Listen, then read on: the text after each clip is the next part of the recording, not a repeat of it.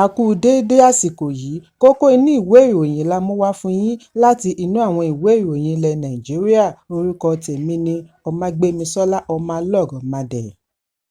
Alága ìgbìmọ̀ adelé fún ẹgbẹ́ òṣèlú All Progressives Congress (APC) ìpínlẹ̀ Rivers Toni ti ṣe ìkìlọ̀ lórí àhesọ tí wọ́n fi ń dá rògbòdìyàn sílẹ̀ ní ìpínlẹ̀, bí ó ti tẹnumọ́ wípé ìdókòòwò ni gómìnà Siminalayi Fubara jẹ́ fún mínísítà agbègbè ilé ìjọba Nyesom Wike.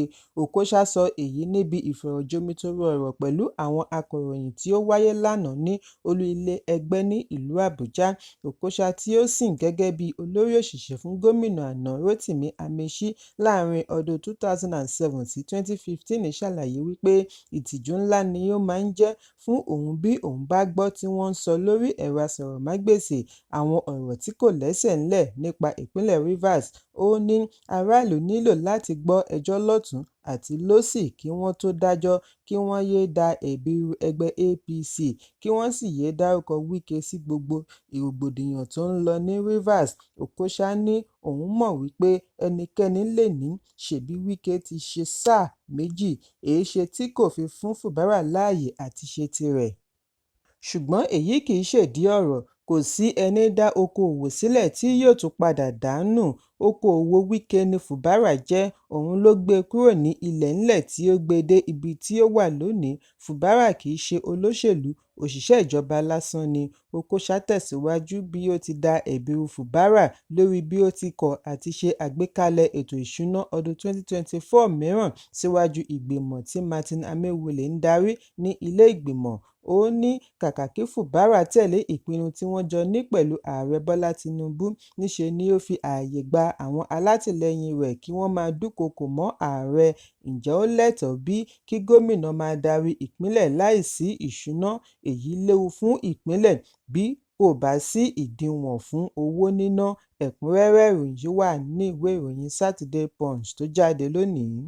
Àjọ alámòjútó ọgbà ìwà àtúnṣe ti sẹ́ wípé àwọn Koko olùjẹ́jọ́ májèsín tí wọ́n fi ọwọ́ ṣìnkún òfin mú níbi ìfẹ̀hónúhàn fòpin sí ìṣèjọba tí kò dára papọ̀ sí inú ọgbà ẹ̀wọ̀n kan náà ní ọgbà ìwà àtúnṣe Kùjé, ìlú Àbújá.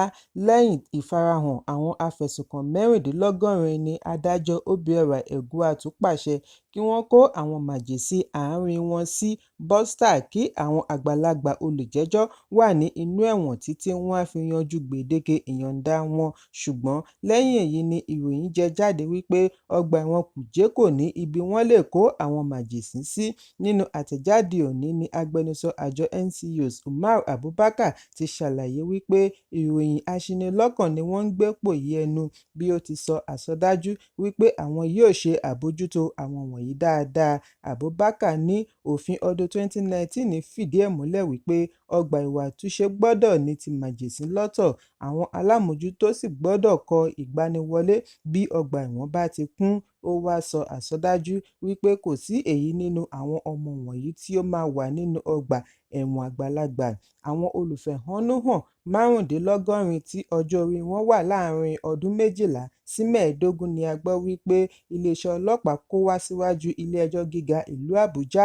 Àwọn wọ̀nyí ni wọ́n ní wọ́n wà lára àwọn tí ó ṣe ìfẹ̀hónúhàn fòpin sí ìṣèjọba tí kò dára tí ó wáyé nínú oṣù kẹjọ, tí wọ́n fi ẹ̀sùn oníkókó 10 kàn. Lára rẹ̀ ni ìgbìyànjú àti dìtẹ̀gbàjọba. Níbi ìgbẹ́jọ́ yìí ni a gbọ́ wípé lára àwọn májèsín wọ̀nyí dákú níwájú adájọ́ Obiora Egwuatu. Lẹ́yìn ìgbẹ́jọ́ ni adájọ́ gba ìyọ̀ǹda àwọn 67 nínú àwọn 76 kí ó tó fi owó ìyọ̀ǹda wọn sí mílíọ̀nù 10 náírà ẹnìkọ̀ọ̀kan. Ẹ̀kúnrẹ́rẹ́ ìròyìn wà ní ìwé ìròyìn Punch tó jáde lónìí. Gómìnà ìpínlẹ̀ Kaduna Uba Sani ti ṣe ìbúra fún àwọn alága ìjọba ìbílẹ̀ 23 tí wọ́n ṣẹ̀ṣẹ̀ yàn sípò, bí ó ti gbà wọ́n ní ìyànjú láti pín mùdùmúdù ìjọba tiwantiwa kárí ilé láì wo ti àṣà, ẹ̀yà, ẹ̀sìn tàbí ìdílé. Gómìnà tí ó sọ èyí ní ilé ìgbìmọ̀ kánsù ti Ilesa Kashim Ibrahim wá gbà wọ́n ní ìmọ̀ràn kí wọ́n jẹ́ ọlọ́wọ́ mímọ́ sí àbójútó owó ìlú. Sani ní àwọn alága ìbílẹ̀ ni wọ́n súnmọ́ ará ìlú jù Fún ìdí èyí, kí wọ́n jẹ́ agbẹnusọ fún ará ìlú. Ó ní kí wọ́n ró ará ìlú lágbára láti kópa nínú ìṣèjọba kí ó sì rí i dájú wípé ìjọba gbọ́ ohun tí wọ́n ń wí. Sanni ṣe àkàwé ọ̀rọ̀ ọ̀jọ̀gbọ́n Robert W. Flack tí ó sọ wípé ìjọba ìbílẹ̀ ni gbòǹgbò ìjọba tiwantiwa. Bí ó bá kùnà, ìjọba tiwantiwa ti kùnà. Ẹ̀kúnrẹ́rẹ́ ìròyìn yìí wà nínú ìwé ìròyìn Leadership tó jáde lónìí. Gómìnà ìpínlẹ̀ Washington ní àríwá ìwọ̀ oòrùn orílẹ̀-èdè United States ti wà lójúlalákàn ṣọ́rí bí ó ti fi àwọn ẹ̀ṣọ́ sí gbogbo agbègbè. Àìbámọ̀ bí fàákájà kankan bá fẹ́ gbérí níbi ìdìbò ààrẹ. Àfihàn yìí wáyé nínú àtẹ̀jáde láti ọ́fíìsì gómìnà Jay Inslee lánàá. Ní ìbẹ̀rẹ̀ ọ̀sẹ̀ ni wọ́n ba ọ̀pọ̀lọpọ̀ àpótí ìdìbò jẹ́. Irúfẹ́ ìṣẹ̀lẹ̀ bẹ́ẹ̀ wáyé nítòsí ìlú Portland ní Oregon láàrin àkókò kan náà. Àwọn ẹ̀ṣọ́ tí wọ́n fi sí ojú iṣẹ́ yìí ni wọ́n ní ó ń ṣe ìdáàbòbò gómìnà àti ààrẹ tí wọ́n máa ń sábà rán lọ ibi ìjàmbá bá wáyé. Ẹ̀ṣọ́ wọ̀nyí yóò wà lójú iṣẹ́ fún ọjọ́ 4 ní ìpínlẹ̀ Washington bẹ̀rẹ̀ láti ọjọ́ Ajé títí di òru mọ́júmọ́ ọjọ́ Ẹtì. Bí ó tilẹ̀ jẹ́ wípé ìdìbò ṣì di ọjọ́ Ajé, ṣùgbọ́n ẹgbẹ̀lẹ́gbẹ̀ mílíọ̀nù ìbò ni wọ́n ti dì kalẹ̀. Ẹ̀kúnrẹ́rẹ́ ìròyìn wà ní ìwé ìròyìn Vanguard tó jáde lónìí. Akọ̀wé ilẹ̀ Bírítíkù àná Kẹ́mi Badenoch ni wọ́n ti fi jẹ adarí Conservative Party. Èyí ń wáyé lẹ́yìn àṣeyọrí rẹ̀ níbi ìdìbò tí ó wáyé tako Robert Jenrick. Badenoch tí ó dàgbà sí orílẹ̀-èdè Nàìjíríà ti wá di obìnrin aláwọ̀ dúdú àkọ́kọ́ láti darí ẹgbẹ́ òṣèlú tó ní agbára ní orílẹ̀-èdè United Kingdom.